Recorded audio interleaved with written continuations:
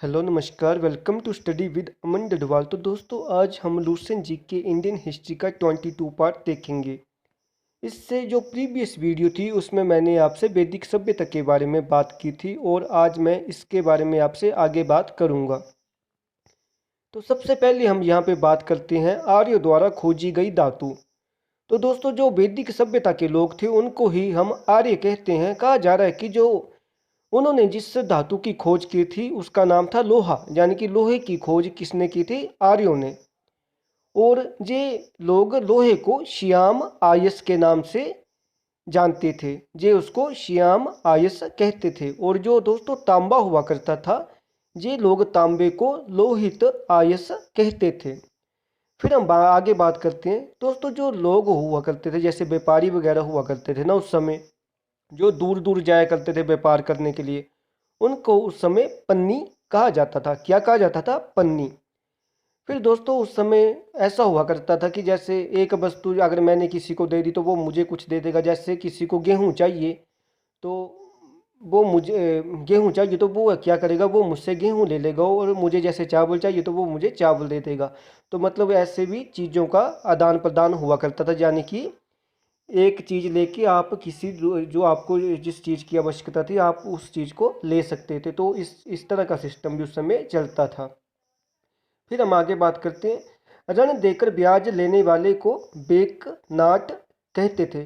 तो दोस्तों, जैसे मैंने किसी से ऋण ले लिया, जैसे मैंने किसी से उधार ले लिया और फिर वो इंसान था वो मुझसे ब्याज लेगा, तो ऐसे लोगों को सूदखोर या बेकनाट कहा करते थे ऋग्वैदिक काल में। मनुष्य और देवताओं के बीच मध्यस्थ की भूमिका निभाने वाले देवता के रूप में अग्नि की पूजा की जाती थी। तो दोस्तों, कहा जाता था कि जैसे जो अग्निदेव है ना, ये मनुष्य और जो बाकी देवता हैं उनके बीच में मतलब मध्यस्थता कराते हैं, यानी कि उनके बीच का एक तरह आप समझ सकते हैं कि कॉन्टैक्ट कराते हैं।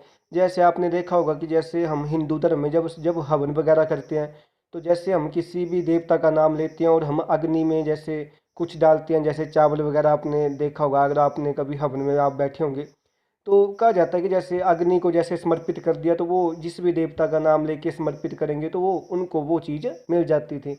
तो अग्निदेव को इसलिए मनुष्य और देवताओं के बीच में मध्यस्थता की भूमिका निभाने वाला देवता कहा गया है। फिर हम आगे बात करते हैं।